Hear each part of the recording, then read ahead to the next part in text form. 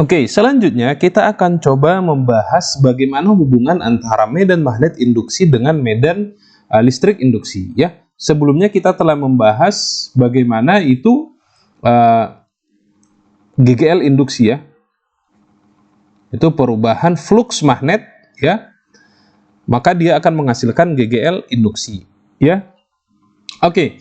Kita juga telah membahas bahwasanya GGL induksi itu sendiri ya sebenarnya dia merupakan adalah beda potensial yang muncul karena adanya perubahan medan magnet tadi. Jadi ini sama halnya dengan identik dengan ya beda potensial ya V ya pada medan listrik. Maka kita bisa tuliskan bahwasanya V itu kan sama dengan integral tertutup E dot dl ya, maka ini juga sebenarnya nantinya ya kita bisa tuliskan GGL induksi itu sama dengan integral E dot dl ya, yang mana dia ini sama dengan minus dV per dt. Oke. Nah, kita punya di sini integral tertutup ya di sepanjang elemen garis, maka kita bisa menggunakan teorema Stokes ya, teorema Stokes. Masih ingat teorema Stokes? Ini udah sering banget kita ketemu ya teorema Stokes. Jadi harapan saya kalian sudah harus terbiasa. Maka jika teorema Stokes itu apa? Hubungan antara integral permukaan dengan integral garis ya. Oke, kita punya integral E dot dl ya. Itu sama dengan apa? Ya, ini sama dengan ya, integral permukaan rotasi E ya dot dA. Oke. Nah, kita bisa substitusi nilai rotasi jadi integral garis terhadap integral permukaan. Jadi kita punya integral ya rotasi E dot dA ya, ini vektor tentunya. Itu sama dengan ya, kita punya tadi ini minus dV per dt, di mana V itu adalah flux. Ingat ya, V itu adalah flux magnet ya, di mana V itu adalah integral B dot dA ya, flux. Maka kita bisa substitusi menjadi minus integral ya permukaan lipat 2 juga ya, dV per dt gitu ya. V-nya tadi adalah B dot dA. Oke, ini turunan parsial ya. Turunan parsial. Ya, maka ya kita bisa ini terhadap dA berarti kita punya rotasi E ya, rotasi E itu sama dengan minus do B per do T. Ya. Ini adalah bentuk diferensial dari persamaan hukum Faraday ya. Jadi di sini kita bisa melihat bagaimana hubungan antara medan listrik induksi dengan medan magnet induksi ya. Sehingga nah jika kita lihat ya, kalau seandainya tadi ini kita membahas, ingat ini kita membahas elektrodinamika, berarti ada pergerakan dari listrik magnet yang kita tinjau. Sebelumnya di listrik statis kita mendapatkan integral E dot dl-nya itu sama dengan 0. Artinya apa? Potensial dari titik A ke titik B jika kembali pada loop ya, pada apa namanya? Pada lintasan tertutup, maka dia akan sama dengan 0. Benar jika dia elektrostatik, atau jika tadi perubahan fluksnya bernilai 0, maka jelas ini akan sama dengan 0 dan rotasi E-nya juga akan sama dengan 0. Namun untuk elektrodinamika kita mendapatkan rotasi E itu sama dengan minus do B per do T. Ini karena apa? Ya, karena ini ada pergerakan. Pergerakan baik itu dia pergerakan medan magnet ataupun pergerakan bagian atau kumparan yang dia induksi. Ya, jadi ini adalah hubungannya ya, hubungannya di elektrodinamika, atau kita bisa sebutkan ini adalah hukum Faraday dalam bentuk integral, dalam bentuk diferensial, dan ini yang dalam bentuk integral. Nah, coba ya, ini tadi kita punya rotasi E. Coba kita main-main kita coba lihat bagaimana bentuk rotasi dari medan magnet. Masih ingat? ya, bagaimana rotasi B? Ya, kita sudah pelajari di pekan lalu juga ya, bahwasanya rotasi B, hukum Ampere dalam bentuk diferensial sama dengan mu 0 J, dengan J itu adalah arus ikat ya, atau arus volume ya. Nah, di sini menarik. Kita lihat ya. Jadi rotasi E sama minus 2B per dt, rotasi B itu sama minus J, di mana J itu adalah arus ya, arus ikat pada bahan. Yang mana di situ juga nanti akan muncul medan listrik juga ya. Jadi ada keterkaitan di sini. Oke. Nah, kita lihat ya, ini sudah kita lihat ya rotasi terhadap E dan rotasi terhadap B. Nah, sekarang kita lihat divergensinya ya. Bagaimana hubungan divergensi di medan listrik dan medan magnet ya, divergensi E dan B di elektrodinamik ini ya, di elektrodinamika. Oke, jadi lihat kita sudah tidak membahas elektrostatik lagi. Kalau di elektrodinamika, di elektrostatik sebelumnya kita dapatkan ya, sebelumnya lihat divergensi E itu sama dengan, masih ingat hukum Gauss pada bentuk diferensial rho per epsilon 0 ya, di mana rho itu adalah rapat muatan yang merupakan sumber dari medan listriknya. Oke, jadi kamu punya muatan, masih ingat kamu punya suatu bidang punya muatan ya, maka bidang ini akan divergensi ya, E-nya ya, medan listriknya ya, dan seterusnya. Nah, di kasus elektrodinamika kita tadi, medan listrik induksi dimunculkan oleh adanya perubahan flux magnet.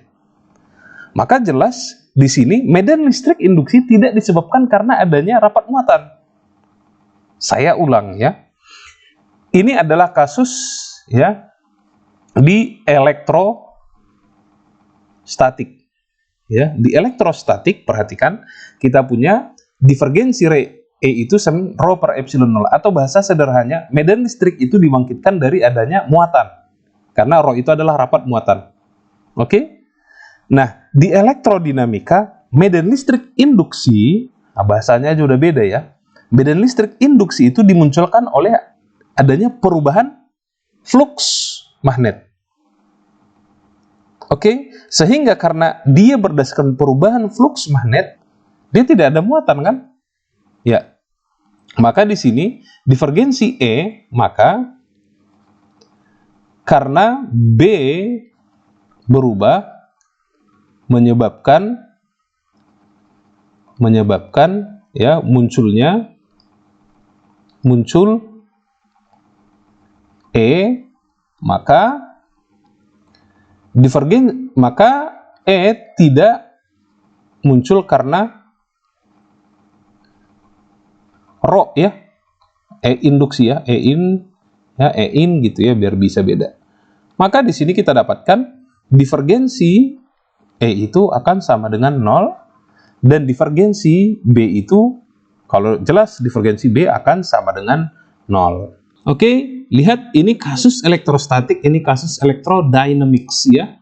Jadi ini mohon dipahami pelan-pelan, jangan terburu-buru karena ini nanti kita akan mempelajari. Ya, ini adalah bentuk medan listrik nantinya sebelum adanya persamaan Maxwell atau sebelum dikoreksi oleh persamaan Maxwell ya. Jadi nanti ini tetap akan kita gunakan, jadi mohon disimpan dulu. Oke, sekarang kita coba bahas contoh ya. Contoh. Oke, kita punya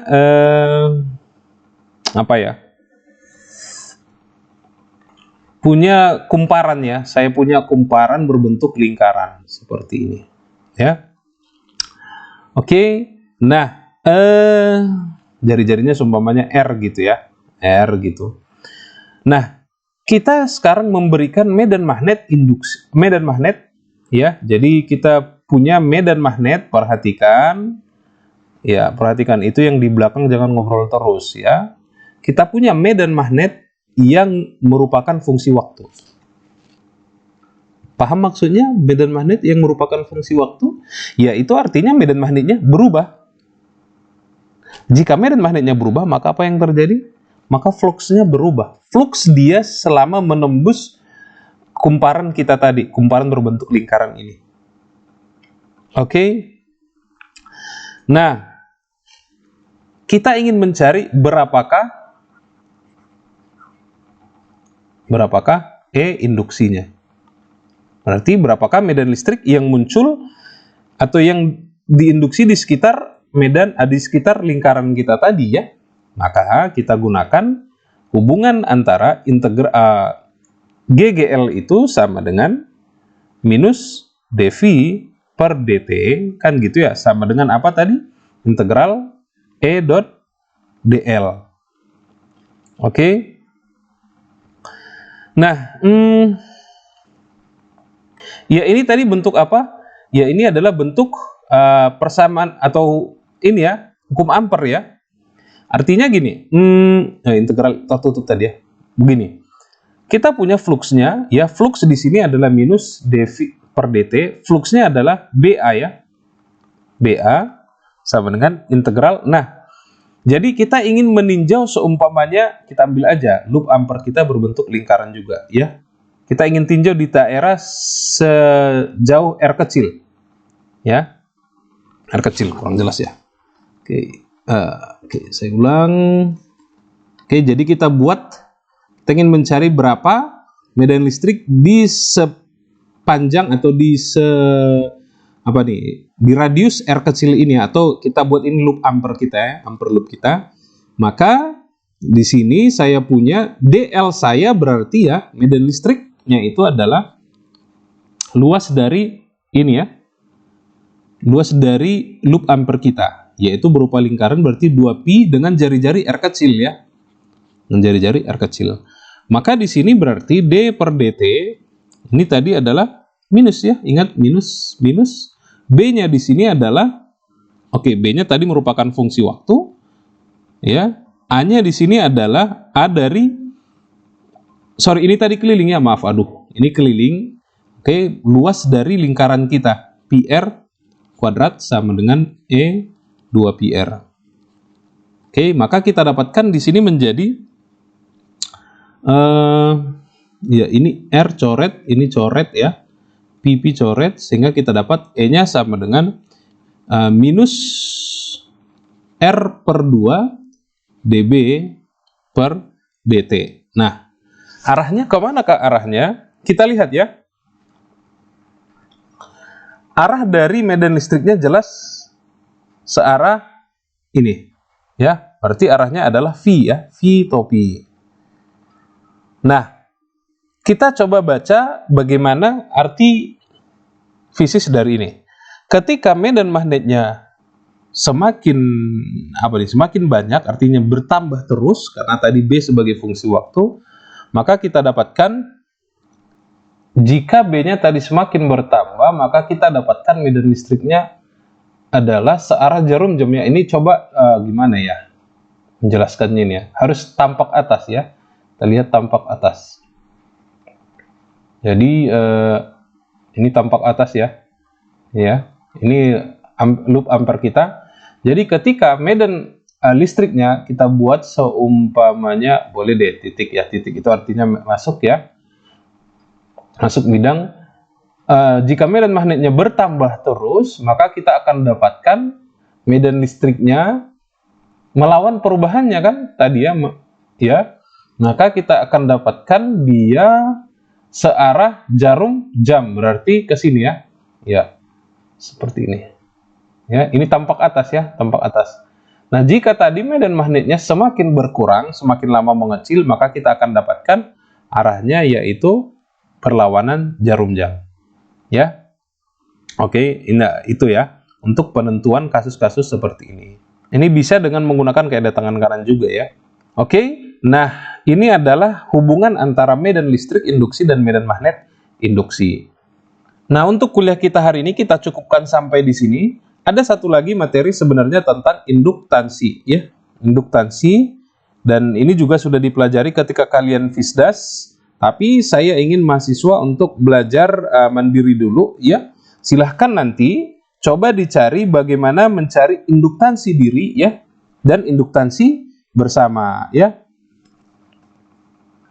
Jadi induktansi diri induktansi diri dan induktansi bersama ya.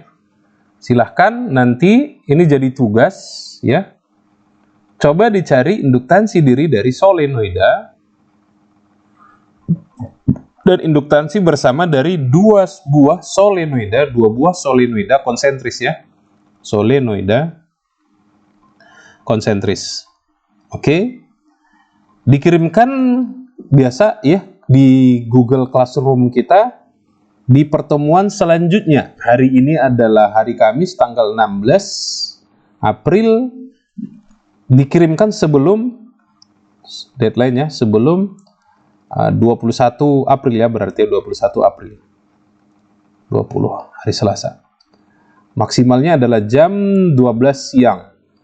Ya, ini deadline yang harus kalian kerjakan ya. Jadi tapi catatan seperti biasa kalian kumpulkan di Google Classroom di hari ini juga ya. Oke, demikian untuk kuliah kita hari ini. Assalamualaikum warahmatullahi wabarakatuh.